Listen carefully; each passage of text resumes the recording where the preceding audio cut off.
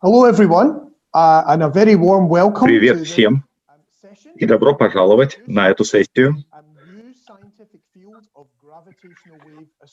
в которой мы познакомим вас с новым научной областью гравитационной астрономии. Меня зовут Мартин Хенри, я представляю университет Глазго в Великобритании. Сегодня со мной мой коллега из Калифорнийского технологического института Ян Макмиллан, и вместе мы расскажем вам историю, которая разворачивалась на протяжении последних 5 лет, история открытий в этой новой области гравитационной астрономии.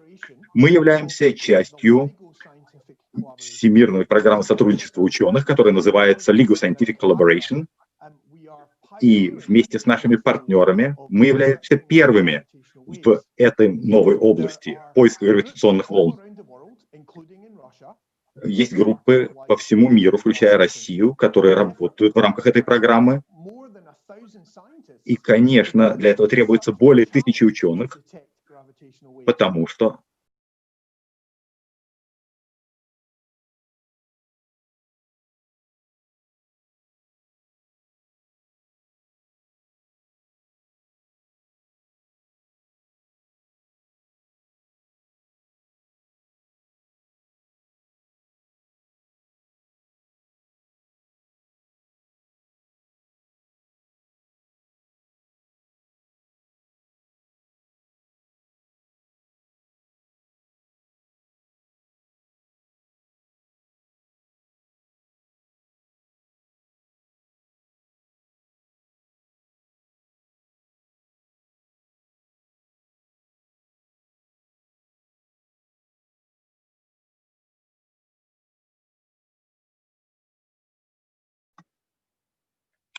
мы можем into orbit.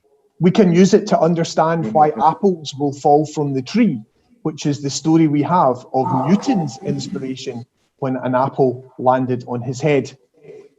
But Albert Einstein had a problem with Newton's theory. He found it philosophically challenging to imagine a force reaching out from the Earth to the moon, or, for that matter, from the Earth to the apple on the tree. How does gravity get from one point in space to another? How does the force propagate through empty space? This was a big challenge for Einstein, and it inspired him to really reinvent gravity altogether. In Einstein's theory, gravity is not imagined as a force, but as a curving of space and time. And we often use a simple metaphor for that to imagine taking a massive body like the Earth and placing it on a rubber sheet like a very, very large trampoline. And consequently, if other objects pass close to the Earth, their paths will bend towards the Earth, not because of some force reaching out to them, but because of the curving of space and time in the vicinity of the Earth. So another scientist working after Einstein, John Wheeler, he captured the beautiful idea of Einstein's theory of gravity in the following phrase: space-time tells matter how to move, and matter tells space-time how to curve. So we have this notion that the matter and energy in the universe curves space-time, causing other matter, and indeed even light, to follow curved paths as it traces the contours of space-time. So that's curved space-time, but what are gravitational waves? Well, when the curvature of space-time changes, then it sends ripples through our universe. The changing of the gravitational field produces a wave which spreads out through the cosmos. Now that means, in principle, when I wave my fist, I'm changing the gravitational field generated by my hand, so I am producing gravitational waves. But the mass of my hand is much too small, and I'm moving it much too slowly to generate gravitational waves that we could ever hope to detect. Instead, we need to use the cosmos as our laboratory. To produce gravitational waves that we can measure, the cosmos does that by violent cosmic events like exploding stars or colliding black holes. And that is what our collaborations have been able to measure. But it took approximately 100 years because these signals are incredibly faint, and to detect them required building the most sensitive scientific instruments ever constructed. The problem is that, like ripples in a pond, the gravitational waves weaken as they spread out through the universe.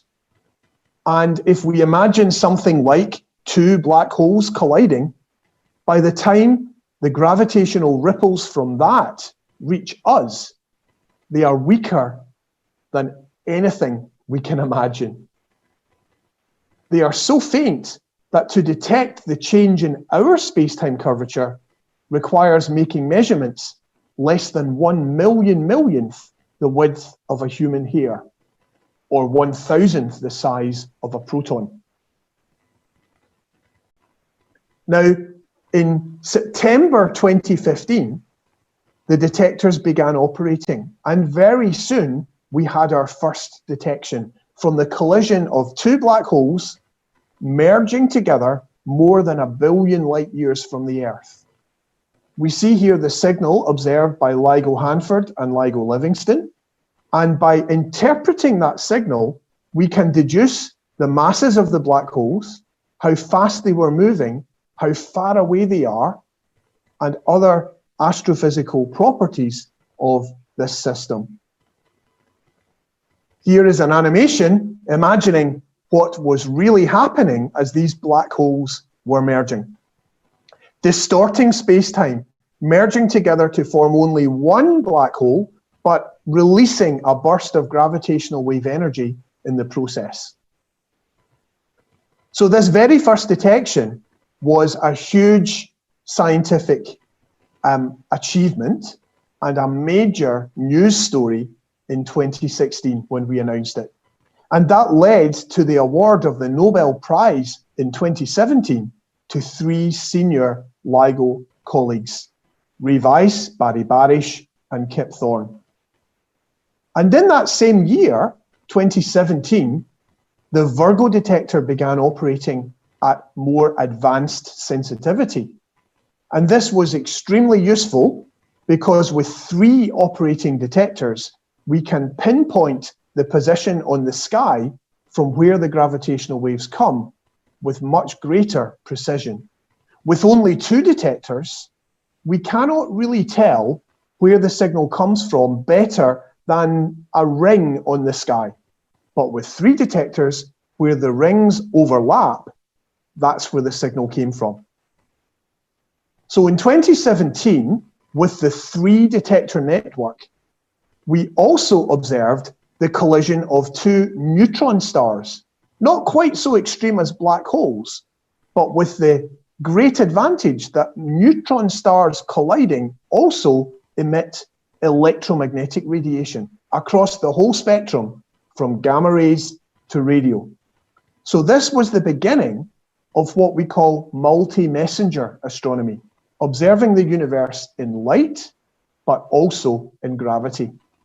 And this discovery of the neutron star merger opened many new avenues in astronomy and cosmology, which we hope to discuss with you this evening.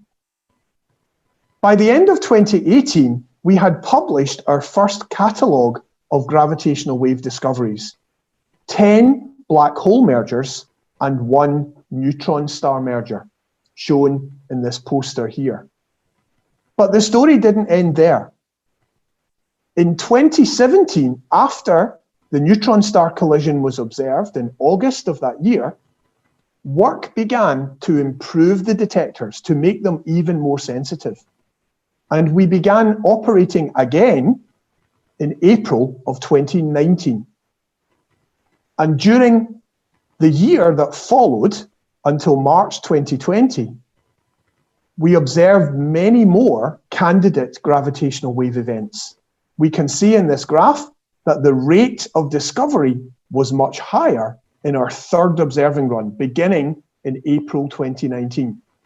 This is because the detectors had been made even more sensitive.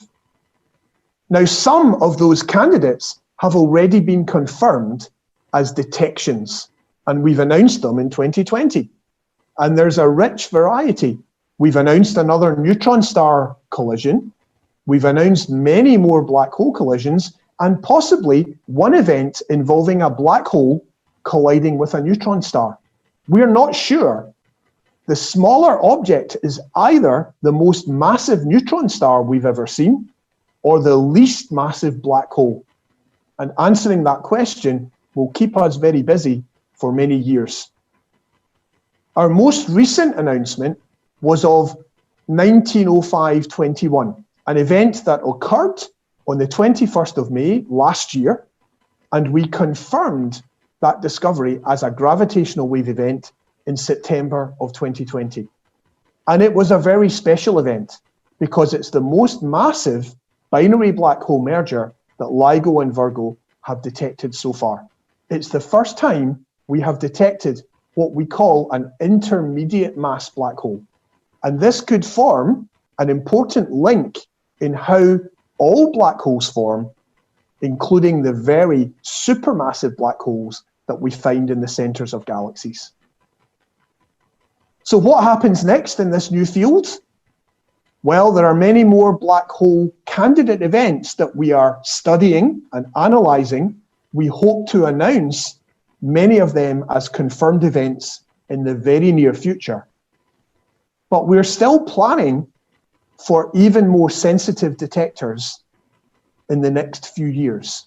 The Kagra detector in Japan is just about ready to begin operations. We hope in 2022. It had a short period of operating and taking data in early 2020.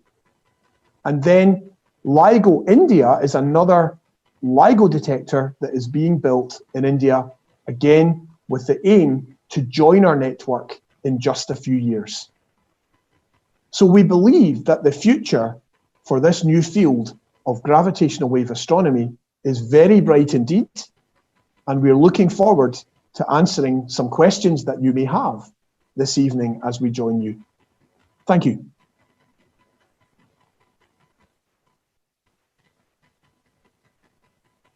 Okay, thank you very much. Thank you, man. Thank you. It was introduction to for our telebridge about with LIGO from Moscow and LIGO. I would like to excuse all Russian people that we speak English, but you can use translation. And now we can. We would like to present small presentation of Valery Mitrofanov about our contribution of Moscow group to LIGO project. Yes, of course. Wonderful. Thank you. Yes. Thank you, Sergei Petrovich, but not only me. Okay. You will continue. Oh, excuse me. Oh, yes. This is a beautiful picture. We can see this picture from Martin presentation. The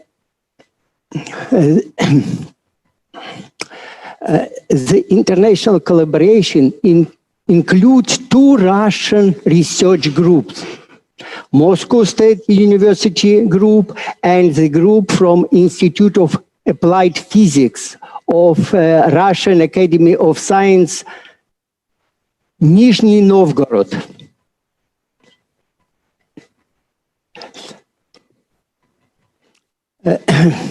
Our scientific group was created and up to the last time was led by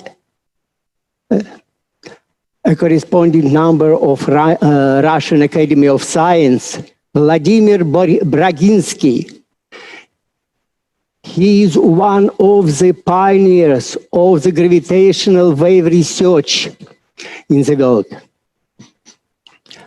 The group has been participating in the LIGO project since 1992. I can give you some example of our contribution. The sensitive elements of gravitational wave detectors is the test mass suspended as a pendulum. The main requirement to this test suspension is to have very small losses of energy. According to fluctuation dissipation theorem, it results in very low thermal noise. So we need to create this test mass suspension with very small losses. So such pendulum was created in physical faculty of Moscow State University, monolithic fused silica pendulum. And it was suspended in the special chamber. And decay time of the oscillation, change of amplitude of this pendulum was about 5 years. Yeah, so its amplitude decreased of about 3 times during 5 years. But it is interesting to give an example of a real international collaboration in the creation of such pendulum. For example, on the right hand, you can see the very interesting pendulum. Yes, Caltech fabricated the silica suspension fiber. These fibers were fabricated in California Institute of Technology. University of Glasgow made very delicate clamping bonding of the cylinder with some pins, and the fiber were welded. All construction was welded in physics department, in physics faculty, and we made the measurement and proof that such type of pendulum give us possibility to have very small noises. Oh, sorry. Of course, the real construction in gravitational wave detector is more complicated. It was it was developed mainly in Glasgow University. People from Glasgow created almost industrial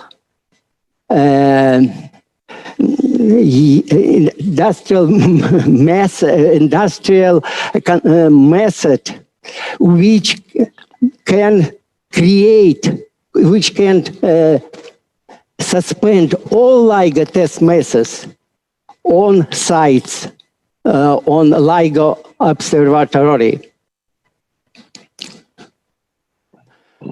The next slide about noise. Maybe Igor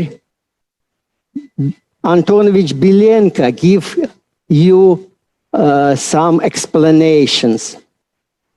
Okay. Thank you, Valery.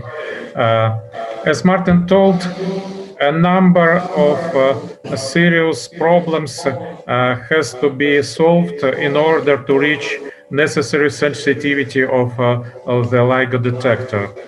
I like one example. In school, sometimes to demonstrate to people how the atoms are small, teachers use one example. The diameter of atom, the ratio of the diameter of atom to the diameter of apple is the same as the ratio of diameter of apple to diameter of Earth. But the sensitivity of LIGO detector approximately 10 to the minus 17 centimeters of the mirror vibration. And the ratio of this value to the diameter of atom equal to the ratio of diameter of atom to the apple, or the apple to the Earth. So one of this large number of technical problem was mechanical excess noise. Test masses, mirrors of LIGO detectors are very heavy, about 40 kilograms right now. And suspension wires or fibers are subjected to very high stress. High-stressed fibers can produce excess noise. One can imagine that they just cracks, but by means of this large stress. And we managed to measure thus vibration, excess mechanical noise. And we find out that steel wires used in the previous first generation of detectors can produce unacceptable noise, while fused silica fibers, demonstrated by Valery on previous slide, are not. This was our small contribution to the building of beautiful LIGO detectors. Next slide and maybe next speaker. Thank you. We also investigate the problem of thermal noise in probe mass. The fundamental probe noise, it is thermal. It is due to Brownian noise of molecules and atoms involved in contribution to error, and we find that number of this fundamental type of noise is very large. Here is we just listed some formula about it. I would like to underline that all these type of noises are not correlated with each other, and each is fundamental. For example, noise in substrate, noise in reflecting coating. There is Brownian noise, the main contribution, thermoelastic noise, thermorefractive noise, and so on, so on. Next, it is next issue. It is phenomena of parametric instability. In this interferometer was predicted. You see that each Braginsky says that each experimental setup is much wiser than its creator. And it's of course the case of so extremely complicated engineering device such as LIGO.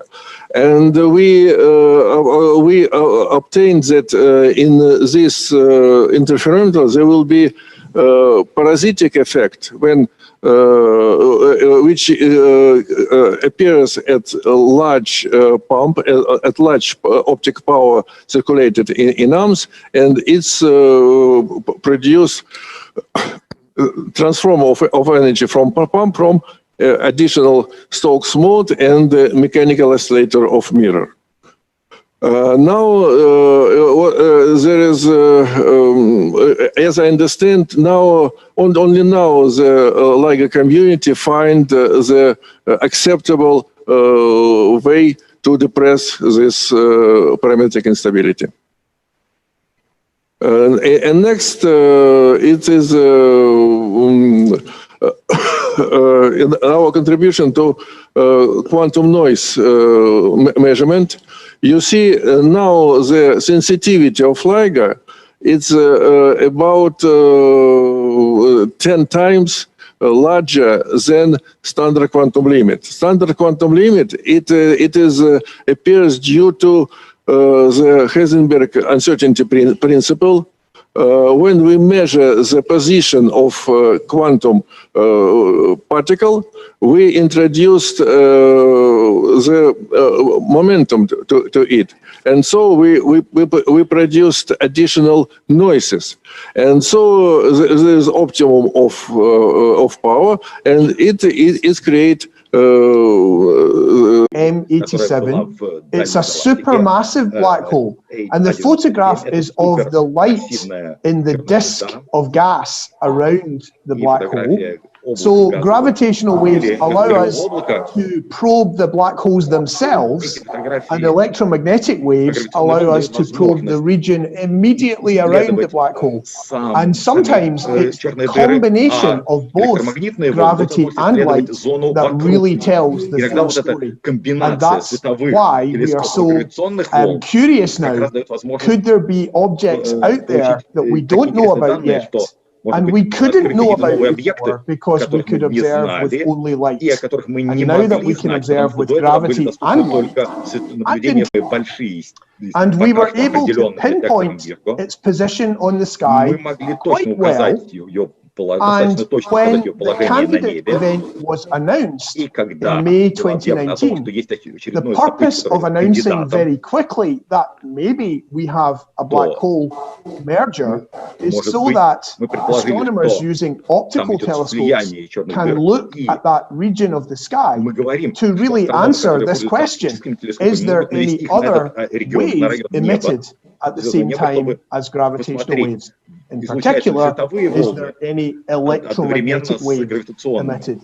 The possibility that the gas around the black holes glows when the black holes merge, this would be incredibly useful because it means we could learn even more about the black holes by detecting the associated light and by determining which galaxy this happens in. It would help us to understand, for example, if black hole mergers are more common in one type of galaxy compared with other types. We have spiral galaxies, we have elliptical galaxies, we have irregular galaxies. It would be great to understand if there's a connection between the type of galaxy and the type of black hole collision. So finding some light as well as the gravitational waves possibly could make that story clearer for us, but not yet. Yes, summing up, I can say that yes, majority of signals like registered is a coalescence of black holes. And only one event of coalescence of neutron stars produced some optical and in X-ray signals also. But I agree with Martin that now that practically the coalescence of black hole is the privilege of gravitational astronomy. But maybe the situation will improve in future when sensitivity will increase and we get some additional signal in other channel of astronomy.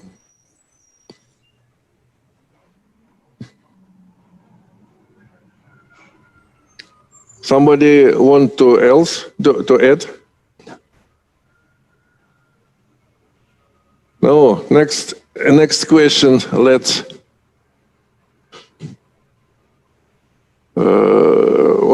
It's strange question. How can the gravitational wave, helps us to research of universe? It's some philosophical essence, but maybe and practical also. Please, colleague, maybe you can answer. I'll do the first part of this. Basically, gravitational waves are one of the only ways that we can really see black holes. I mean, obviously, there are other ways, such as the photograph of the black hole, but up until very recently, the only way that we could really see and learn about these objects that were just predicted in theory was through these gravitational waves. And these gravitational waves are evidence of some of the most extreme environments that we know of in the universe. And because of there's these such extreme environments, we really don't understand much about them. And everything we do understand is basically guesswork. And this device, this science has basically opened up the world of us being able to see into the most extreme environments in the universe. And learning about our universe outside of black holes affect everything that goes on in the universe, from bending light to eating planets. And us understanding more about how black holes are today can tell us a little bit more about how they were formed once. And that can get into some cosmology and basically how the universe came together. Ian has mentioned cosmology, which is a good connection to what I maybe could briefly add, which is that studying sources of gravitational waves is very interesting in itself. And it leads to exactly the insights about the violent, extreme environments that Ian was describing.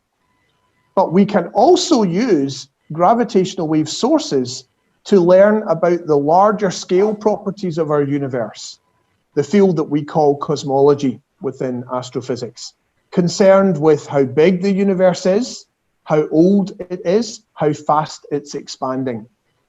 And there are some real problems in cosmology right now, because our attempts to determine the expansion rate of the universe are very puzzling. Different methods have been used and they give contradictory answers. So if you ask me how fast is the universe expanding, we can say approximately, but there is this discrepancy between different methods that maybe tells us we don't yet know the full story. And some of that may be connected to what we call dark matter and dark energy, the existence of which has been predicted from electromagnetic observations. But some aspects of that are still very puzzling and very incomplete. So possibly observing gravitational wave sources will bring fresh insights into our understanding of dark matter and dark energy. It's not that gravitational wave sources are dark matter and dark energy, although even that has been proposed in some theoretical work.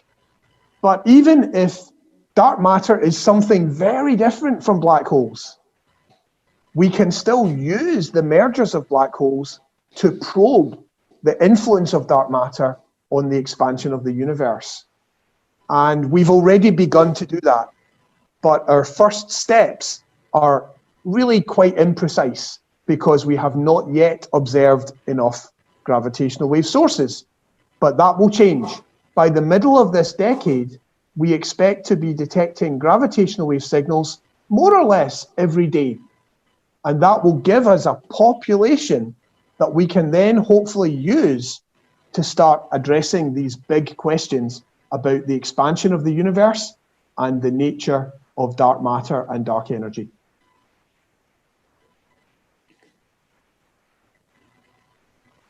Thank you. Very, very interesting. And I would like to ask a young participant of our telebridge, Artyom, what do you think about it? You are here, Artyom. About perspectives of something new with gravitational astronomy, or what? Have you been inspired to learn about these new discoveries in the last few years?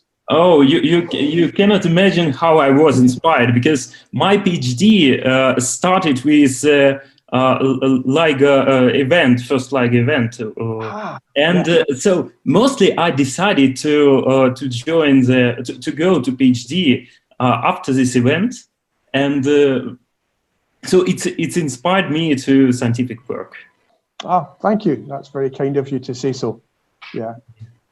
And is your PhD in this area of astrophysics? No, not exactly in astrophysics, but it is connected with LIGO. Yeah. Yes. Okay. That's all? Or you want to something add? So I think it's... No. Excellent. Next question. Are there any processes in the universe that can mirror or focus gravitational waves? Wow, that's a really like in optics. Is it possible or not? So this is something that I have worked on for many years. It's also philosophical, but interesting question. Absolutely, and so it's an interesting, but we can also look for gravitational lensing of gravitational waves. We haven't detected that yet, but we expect that we will, maybe later this decade. The key will be to observe enough sources which are far away that sooner or later, maybe one of them will be lensed by some black hole or some dense galaxy as the gravitational waves travel to us.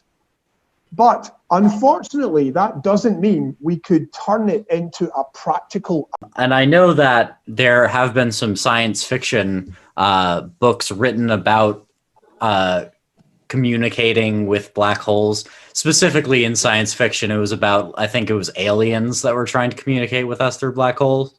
But they have sort of taken gravitational waves and ran with it. But it is, I guess, well into the future, there may be a way that we discover to, control black holes. One of the LIGO scientists who received the Nobel Prize is Kip Thorne. And somehow, in his spare time, he was able to be advisor and executive producer for the science fiction movie Interstellar. And I guess what Kip tried to do there was to take the science that we know and extrapolate it just a little bit, or maybe sometimes a lot, but to extrapolate to answer or try to address some of these speculations, to imagine what we could do if we could manipulate gravity in the manner we're discussing. So I think Kip is definitely a dreamer in that way, and we should all take our inspiration from his willingness to take that dream and run with it, as Ian said. Yeah. Yeah, Kip's office is very close to Yes. mine, and I've been I agree. trying to convince him to let me be a movie star. Ah, splendid. Yeah. Interstellar 2. Yeah, starring Ian. Excuse me, Uh, can I You, make you some want short to remark? go along wormhole? Yes. Yes. I think Igor wanted to say something. Yes, about practical application of gravitational wave detection. When American astronauts for the first time reach the moon and come back, one of the critics asked, "What did you find on the moon?" And one of the engineers from the project answers, "We did find a lot of small transistors." And it was true, because for this project to make the cosmic ship compact and lighter, the industry were forced to produce smaller semiconductor device for the radio systems. And the LIGO made a huge impact to the development of the modern technology. For example, powerful and at the same time very stable lasers was not developed before because they were expensive. But LIGO requires such a device. They were made lasers about kilowatts power and at the same time with narrow linewidth. And such lasers now will be used in many another application. Mirror coating, already mentioned by Sergey, it's another challenge, but as far as such a technology were developed, it find application in other areas. And many young people like Artyom participate in front-end science, learn science, then come to industry, come to another area of science and bring their knowledge and experience. So the contribution of such a project of the LIGO to the development of our life is incredible from my point of view. Thank you. Yeah, I agree. It's LIGO, it's civilization project. Yeah, it gets really into basically what is the benefit of LIGO. And, you know, the headline is always that, you know, LIGO has detected these black holes and here's what it tells us about the universe. But in a very practical sense, LIGO's contribution to the world in general is really its technological advances. I mean, the detector is just, I can't even really describe how sensitive it is. It is just crazy sensitive. And to achieve that type of sensitivity, you need thousands of scientists working and thousands of engineers really refining the technique of detecting gravitational waves. And that's one of the things that people like Vladimir Berginsky, Ray Weiss really worked on in the early days, was taking these ideas and really refining the technique for detecting gravitational waves. And you can see that LIGO technology is actually already influencing industry. Just off the top of my head, I know that one of the optical coatings that we use is ultra low noise, and it was kind of created in partnership with industry. And the coating is actually used in some rockets that have enabled things like satellite communication and all sorts of different things in industry. So we can see that LIGO, that despite being the sort of like astronomy-based organization, has all these benefits that extend well past astronomy, even to your everyday lives like cell phones, GPS.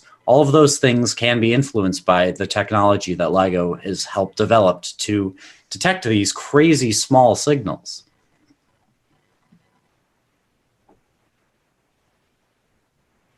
Yeah, I agree.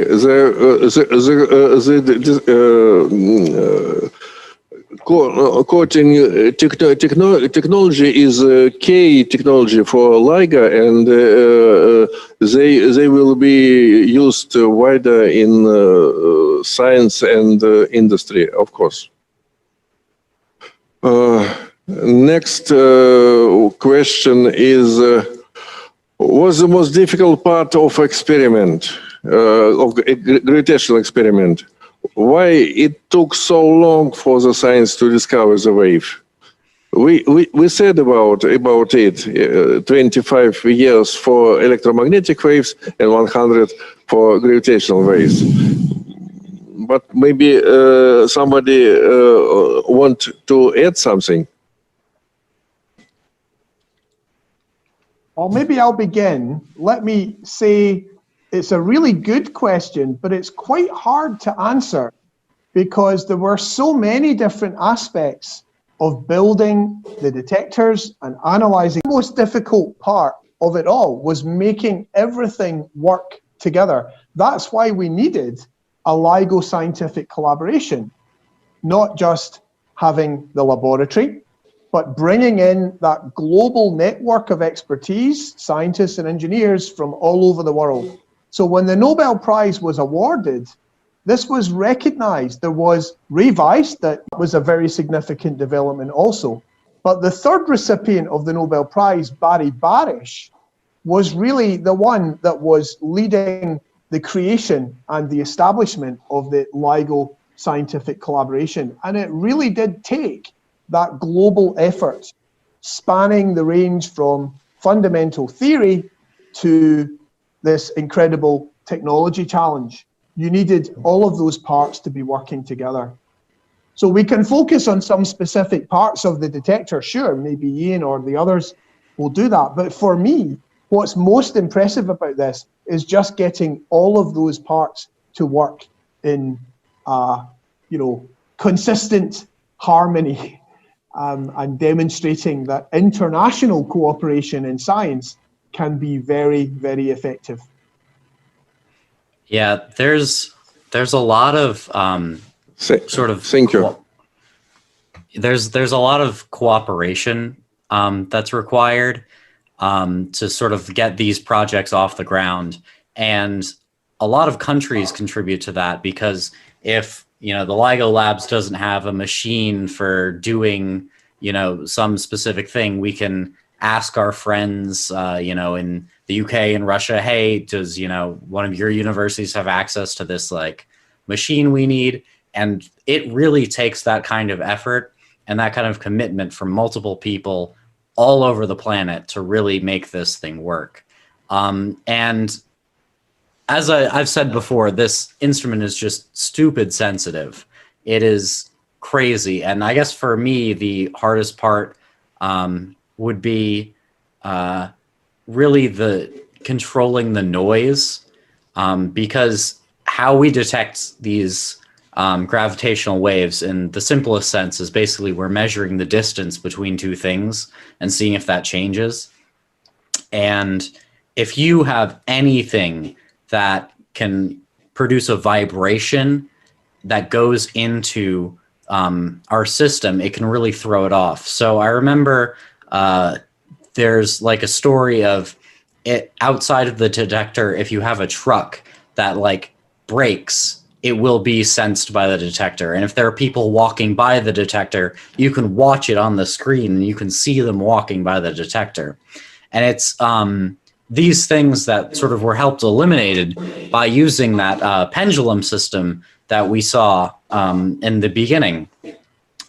And sort of, I think the hardest part was really, I guess it's sort of two-pronged. The first one is sort of reducing noise by using the sort of seismic isolation and optical coatings, which are the limit basically the vibration of atoms because even something that small can affect our measurements. And then sort of the second part is really the analysis, because obviously you need lots of data analysis to make sure that the signals you're seeing are actually, you know, what you are predicting, and that it takes hundreds of hours and lots of computers, and basically getting those two things to work together and developing them also individually really was very challenging. Can I mention that we've now been joined by Valerio Boschi from our colleagues in the Virgo collaboration. So welcome, Valerio. Hi, hello. Sorry for the delay. Вы хотите что-нибудь сказать, Валер? Это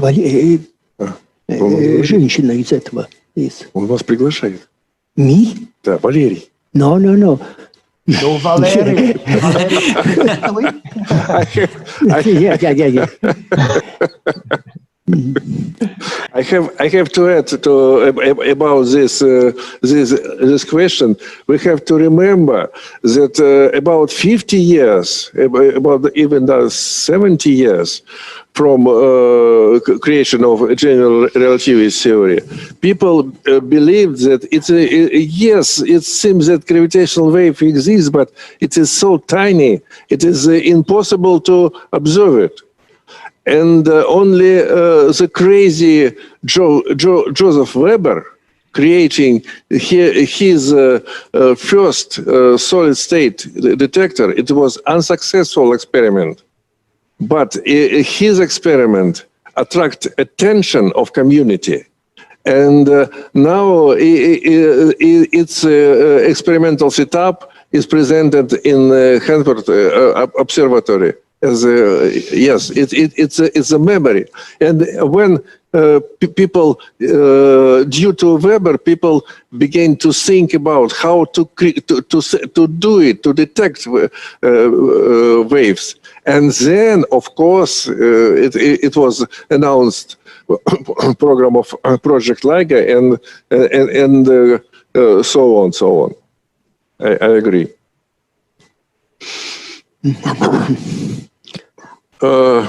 Next question. It looks some strange. Do gravitational waves have an impact on physical process in atom or even in any living creatures? Well, maybe I'll begin, but the others may wish to comment also. Ian was saying before just how crazy sensitive LIGO and Virgo are. And then in my presentation, I highlighted that the displacement produced by even the merger of two black holes would be so tiny, 1 millionth the width of a hair. Or I also liked your analogy of the apple and the atom. So this is a tiny disturbance. And that means even if the black holes were merging quite close to us, let's say the distance from the Earth to the Sun, then the disturbance produced by the gravitational wave would be, I think, if I do this sum correctly, about 1 nanometer. It would still be very small indeed. So I think the short answer to this question is that the gravitational waves themselves would not have a measurable effect on living creatures, on in the way that, for example, electromagnetic radiation we know can be dangerous. Ultraviolet rays can give you sunburn. X-rays can be very harmful. Gravitational waves, no, it's very different. But if there really were two black holes colliding at the distance of the sun, there would be other phenomena going on in our solar system that could make our lives quite challenging. So the gravitational waves would not be the problem, but other aspects of being close to a black hole could be really quite harmful for us. So it's good that they are quite distant and not too close. I really like the idea of getting a black hole burn. I guess that if we will have a black hole in a solar system, it will be bad for us. Yes. We will not survive. Yeah. Okay. Next, maybe last question. Have you ever detected something in the experiment, or do you have statistical data you are not able to explain right now? That's a really interesting question. I think I'll try to be brief, but this deserves a quite detailed answer, actually, because another question that many people ask us is, why did it take 7 months, or I'm sorry, 5 months between the detection of the first signal and the announcement of the detection? And the reason is that we had to check very, very carefully if this signal was real. Because, as Ian said, the noise is a big problem. So you have the challenge of suppressing the noise, but you can never eliminate the noise entirely. So our real difficulty is that the noise can sometimes mimic a signal. So consequently, we only claimed the detection when we had convinced ourselves that it was very significant. And there are certain ways we measure that. We talk about the number of sigma, which is an indication of how likely it might be that this is just noise. The higher the number of sigma, the more likely it is that this is real and not just noise by mistake. So the question is asking, are there features in our data that we do not currently explain? And the answer is yes, absolutely, all the time. We attribute them to noise in the detector. It would be good if we understood our detectors well enough that we could tell if they are really noise or maybe some of them are signals. But we cannot do that yet, and we would like to do that better. We hope that in the future, we can improve our ability to distinguish noise from signal. But it's still probably the biggest challenge we have in our data analysis of the events that we've announced so far.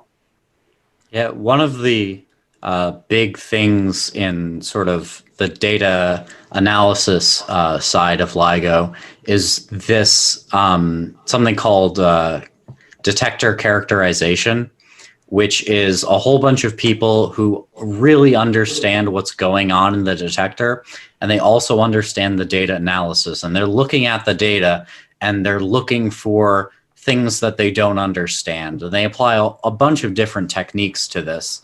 But much like in every experiment, even experiments that really are sort of, unrelated to like the actual detection of gravitational waves, I don't think there's a scientist out there, an experimentalist at least, who hasn't looked at data from their experiment and gone, what is that? And just has had no idea what one thing in their data was. I mean, I do it on a daily basis, and the same is true for something that is well understood with thousands of incredibly intelligent scientists, is that, as things get more complicated, the results they spit out get more complicated. And there are always little things that, we don't understand. But it is important to note that the things that we don't understand don't really limit our ability to, say what is and what isn't a detection all that much, because we really know what a detection looks like. So when there's things that come out and look like detections and things that are some result of the experiment, you can usually tell the difference between the two.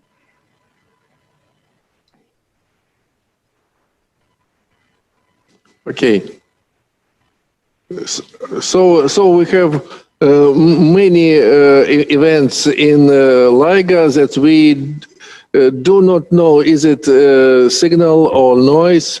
And if LIGO report only about events with which much high, about more than 3 times more intensive than noise, and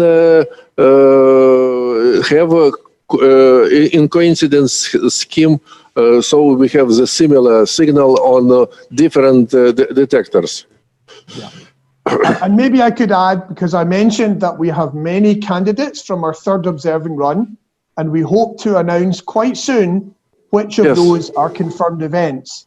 There will also be some candidates where we are not so confident that they are real events, but we will publish the data anyway, and others can do their own analysis and they can try to decide if they are noise or if they are signal. And the principles of open science encourage that sharing of the data so that others can repeat our analyses. Yes, I agree. I can add a little bit. You want to do it? Yes. I mean, yes. So far, there is no contradiction between theory, general relativity, and LIGO experiment. Yes. But now, LIGO scientists are working on the increasing of sensitivity of the future detectors of. That's all?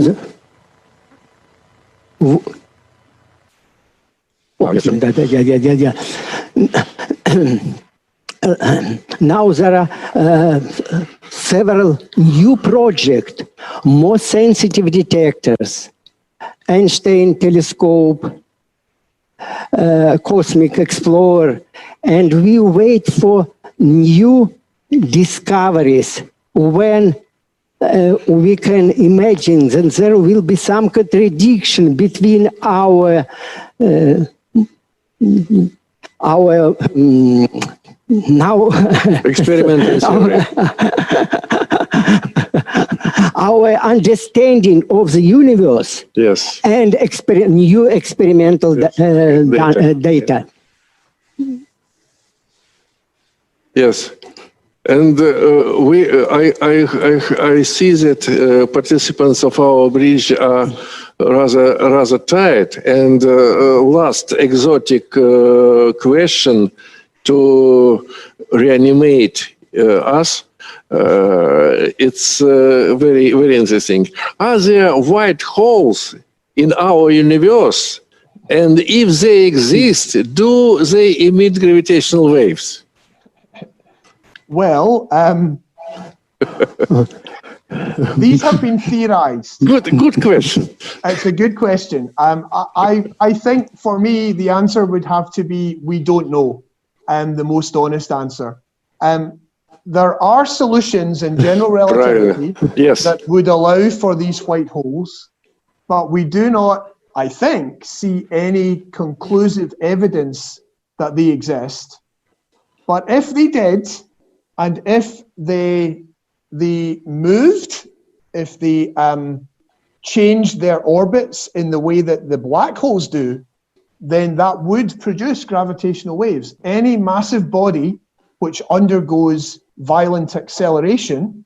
Yes, too many if. Yeah, but lots of ifs, as you said. Yeah.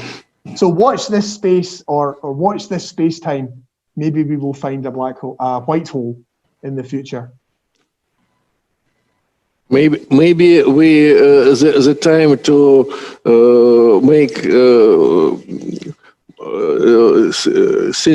movie like connection of interstellar about white holes.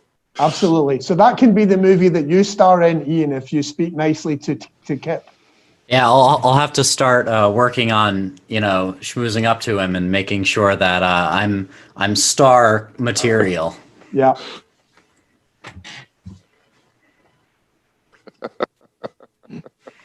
Bravo.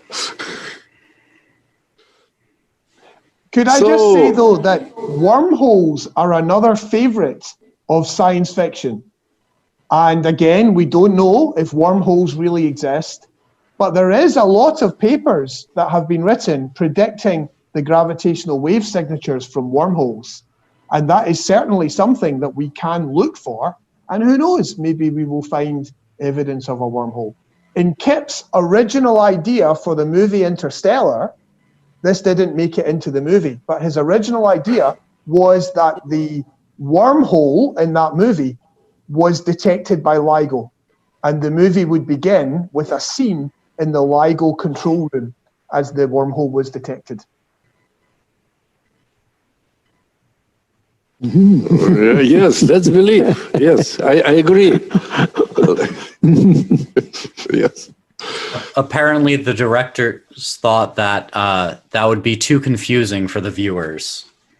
Yeah, but now that they know what LIGO is and they know about Virgo and they know about Kagra, then maybe for the sequel, you can start off in the control room. Yes. Thank you very much. At this optimistic point, we can finish our bridge.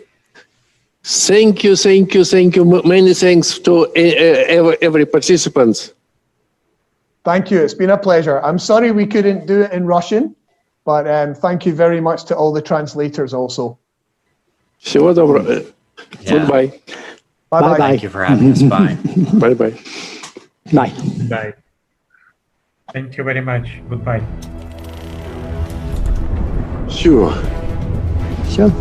Час позора.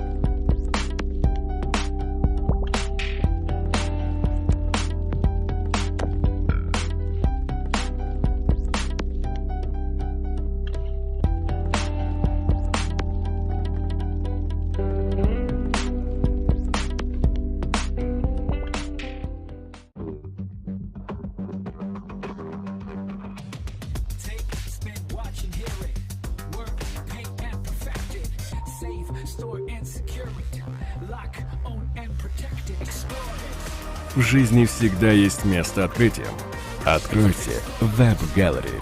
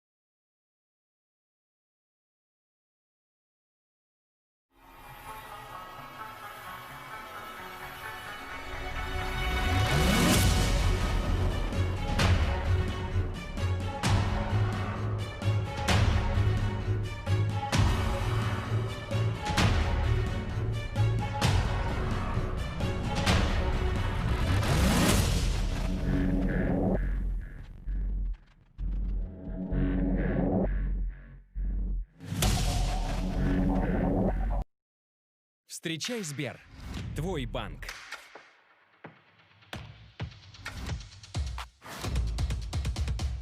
А еще Сбер — это целая вселенная с универсальным доступом. Легко и просто. Выгодная подписка. На все сразу. Салют. Умный ассистент поможет выбрать фильм на вечер, поговорить о жизни. А ты хороша. Спасибо за комплимент, Андрей. А еще доставим, накормим, довезем, Что-то еще? отправим, сориентируем, поможем бизнесу взлететь. С нами 100 миллионов клиентов. Такое кино, такие новости, такой звук. Сбер. Больше, чем банк. Сбер для жизни. Что снимать в TikTok Live? Да что угодно. Сними, как тебя разбудило солнце, или как ты разбудил соседей. Сними свой завтрак, или тех, кто не дает тебе позавтракать. Покажи привычный вид из окна. Или вид, к которому не можешь привыкнуть. Увлекаешься чем-то? Покажи это. Просто снимай. А зрители найдутся. Снимай, если на работе произошло что-то интересное. Или твоя работа — это и есть что-то интересное. Покажи, как пропадаешь дома. Покажи, куда едешь. Или почему пришлось остановиться. Покажи что-то новое. Покажи неизменную классику. Покажи тренировки. И покажи результат. Покажи семью. Покажи друзей. Ведь твоя реальная жизнь — это и есть самый невероятный контент. Покажи, чем ты живешь. Посмотри, чем я живу. TikTok Live. Границы Вселенной, скорость мысли, невидимые миры, абсолютный ноль. Все это не просто слова. Это телеканал «Наука». Нам есть чем вас удивить.